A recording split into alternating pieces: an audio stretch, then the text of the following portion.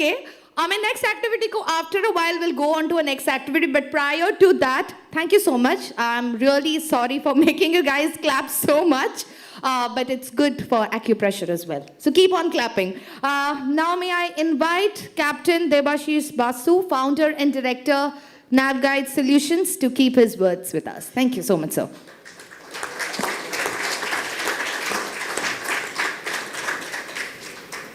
Yeah, thank you. Good evening, everybody, and thank you so much for doing that before my presentation. It really... No, thank you so much. It's an incredible privilege to stand on this podium. Captain Vikas, we don't know each other for a long time, but I'm incredibly privileged that you decided to invite me to present today. Captain Gaurav, the organizations that you have done, entire team of Centurion University, and congratulations on the launch.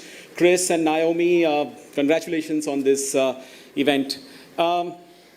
Can I have the presentation there? Okay. Yeah, so I want to pose a very simple question. It's a kind of a pointed question. How do we really measure the effectiveness of training? Should it be measured by how many people are trained? Should it be measured by how people are liking the training materials? Or should it be measured by performance improvement on the vessels or on the individual capacity of the seafarers? So I'll leave you with that thought. Now, okay, so you may not know, I run a company called Navguide Solutions, and we are a Singapore-based company. We are known for our application called Guide to Inspections, an app that is on use on hundreds of vessels, thousands of seafarers using this. And it has this impact of developing the skills of the seafarers on board to a point where the vessel measurably starts improving its performance, which can be measured in terms of internal, external audit reports, SIRE inspections, RIghtships. So we are working with major shipping companies like MOL, KOTC, Alpha Bulkers, Enterprises, where we are hired for improving their audit results. They're reducing their detentions and claims. Now,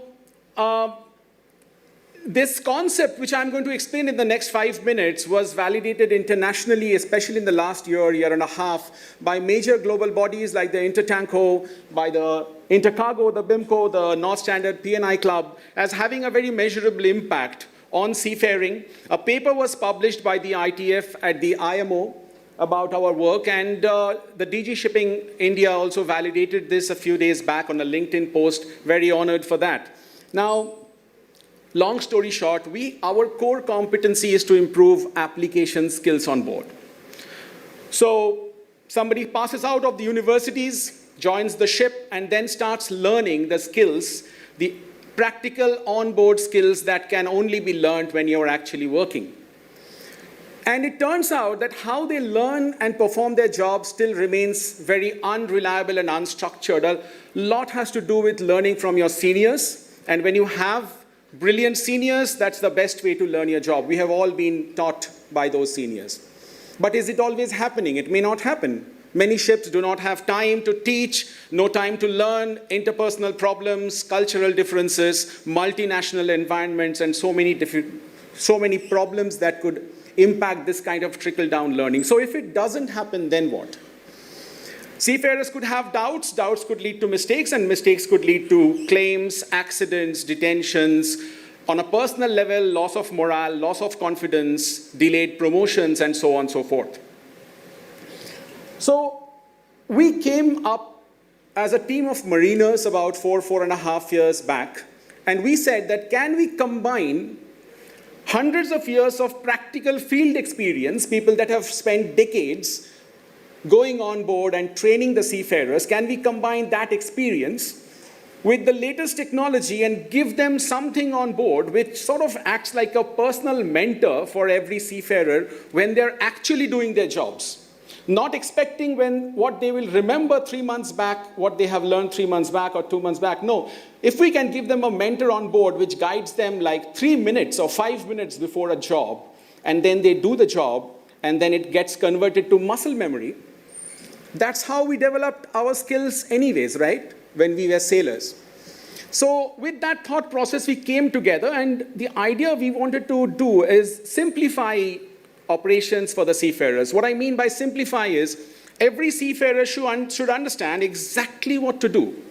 And I tell you where this falls short. We have given them checklists and PMS guidance and SMS guidance, safety circulars, vetting bulletins, manuals on board.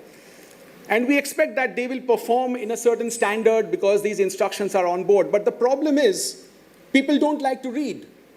With the present generation of seafarers losing their attention spans, it is very difficult for you to convince somebody to read, understand, comprehend, and execute. So, the second problem with text instructions is that ours is a very application-focused job. I mean, I can't teach you how to tie a knot using text.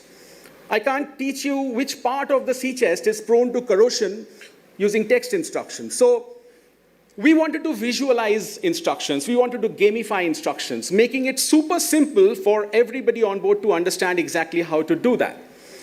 And most importantly, we wanted to bring this mentoring to the point of need, as close as possible to the point of performance, so that they do not forget.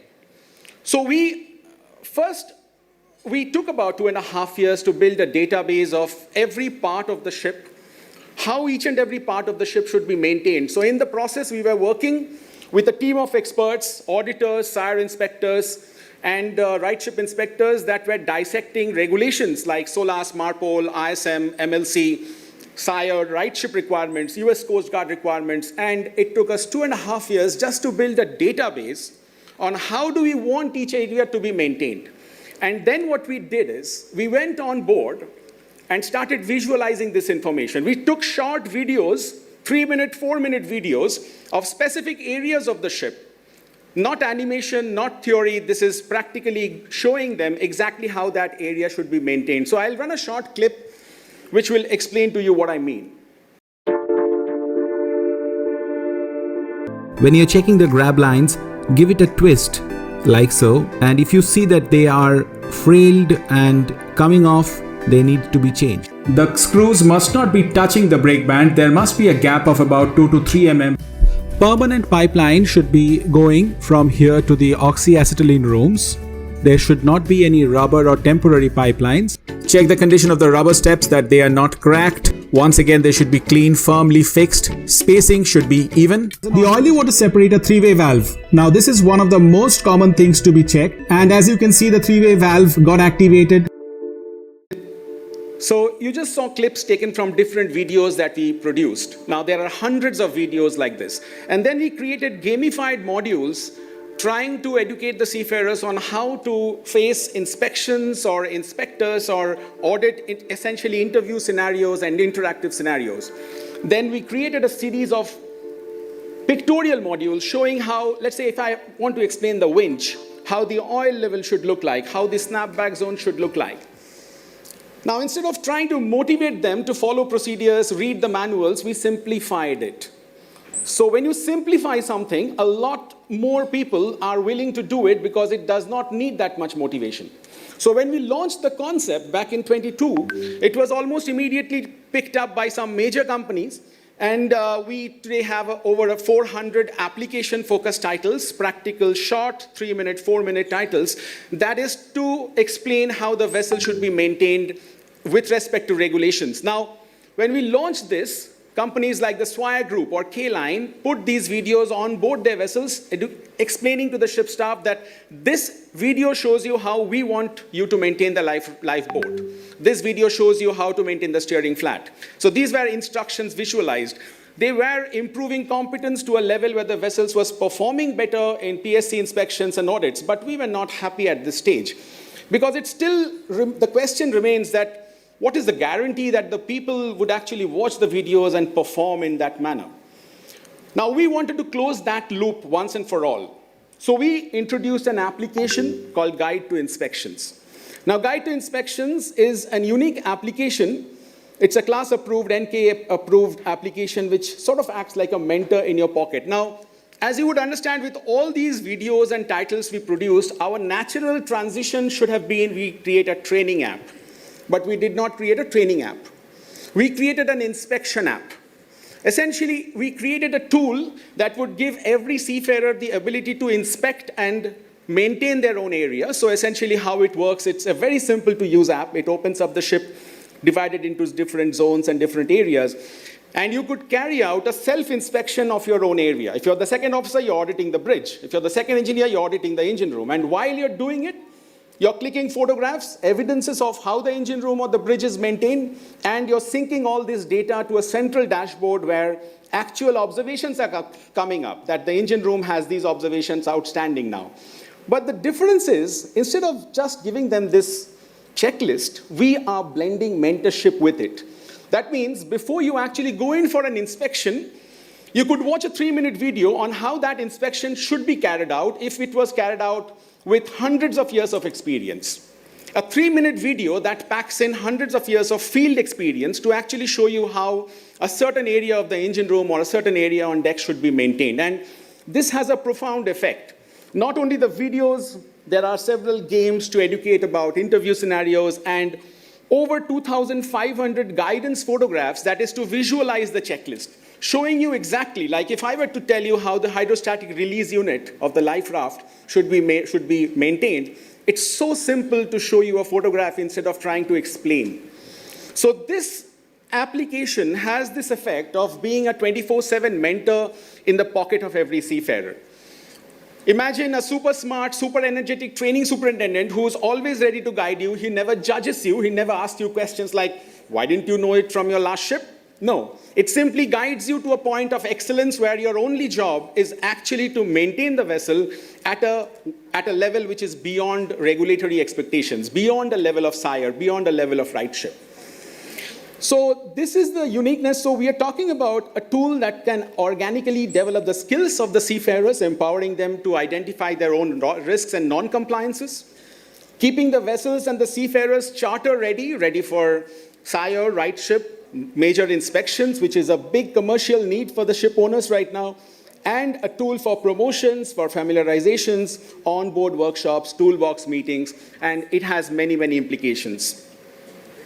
But are we just talking about an app or inspections? Well, we are talking about a very dynamic style of mentoring the seafarers. You see, I have been a sailor for 25 years, and it turns out when we were actually learning our jobs, we were in a different mindset.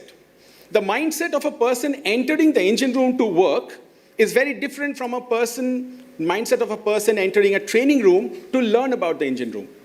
In the training room, I'm thinking that let me finish this course, let me get it over with so that I can get my next promotion, my next ship. Whereas when I'm actually entering the engine room, I'm thinking of performance, otherwise I don't justify my time. Now, if a fourth engineer is actually working on a generator, and while he's working, there's a second engineer behind him, guiding him on how to do the job, that's where information is getting translated to muscle memory, and the fourth engineer is developing the skill. Only instead of a second engineer, we have an application which was made with the combined experience of hundreds of years. Now, it has a very different effect. We are bringing the classroom into the field. We are having a phenomenal, remarkable effect that is coming up from seafarers who actually like, and they are, in fact, some of them have actually paid for this, even though we never reached out to them for. Now, we are creating a shared mindset and essentially augmenting checklists. So this photograph, in a checklist, it would sound like, make sure the pilot ladder is rigged on deck to a strong point with a rolling hitch. So that is how a checklist would sound like, but it has no meaning for you unless you know how to tie a rolling hitch or how to identify a strong point. That I cannot explain in a checklist, but if I show you, it takes 10 seconds. I can show you how to tie a rolling hitch or identify the strong point. So we are not replacing anything.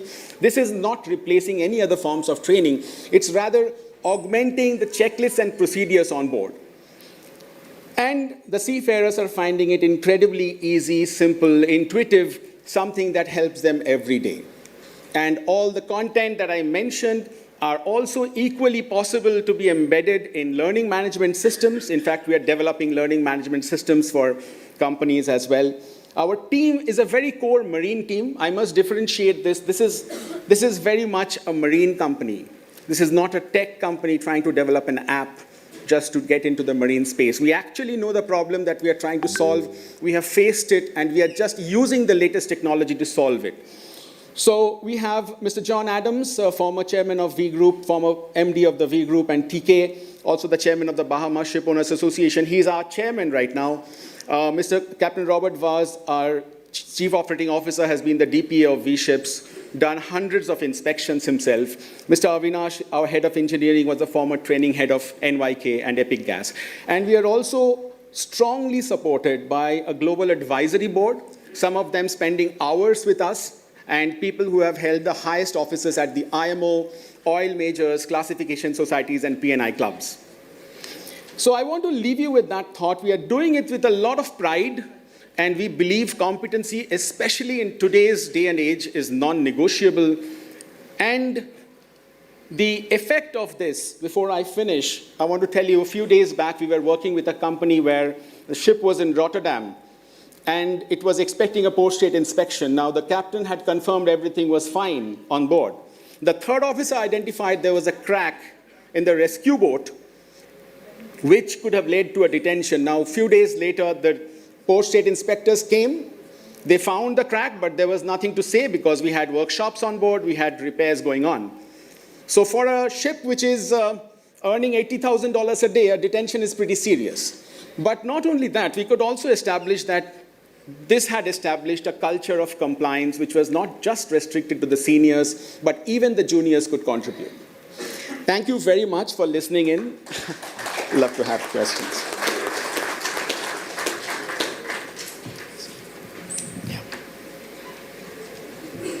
Thank you so much, Captain Debashis Basu. And now may I request Captain Chinmay Rath, Head of Operation Seaborne Ship Management, to present the souvenir to Captain Debashis Basu, Founder and Director of Navguide Solutions.